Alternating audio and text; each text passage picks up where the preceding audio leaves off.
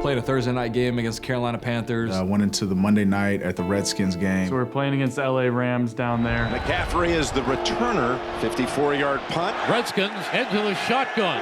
Cousins. Wentz to his right. Flag is down. I was going to make a tackle on punt coverage, and my foot was in the ground, and I got hit on the front of my knee, and it hyperextended backwards and kind of popped that ligament there. That is Maragos. His team huddled around him as he was down on the field. They love him. I think it was the second play of the game. I was covering somebody, and as I turned to go, I felt it pop when I knew exactly what happened as soon as I felt it. So the docs came up, told him, it's gone. This is a big injury right now for Philadelphia. And that does not look good.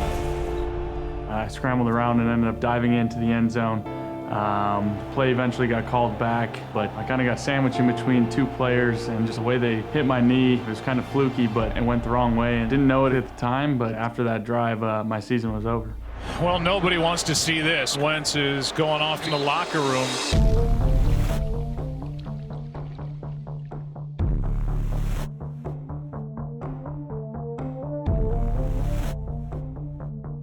I think the hardest part about rehabbing is just the unknown aspect of it.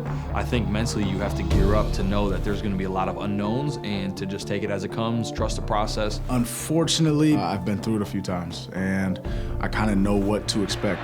And you've got Jordan Hicks is down, so Hicks goes to the bench. Your first few rehabs are very tough. You're not used to the time schedule, the time management. You go from being a part of everything to being literally a part of nothing, and it feels like you're secluded, and it's more mental really than anything. Mentally it was challenging, knowing where we were at as a team. We just clinched the NFC East at the time, and all of our goals are still before us, and to know I wasn't going to be a part of that on the field, that was tough. But I knew there was a purpose for it. I knew I just had to work through it. And fortunately, there was another handful of guys that were also rehabbing. So we just all kind of motivated each other in there. And I think it made everyone, push themselves a little further, a little harder, and made it more enjoyable at the same time.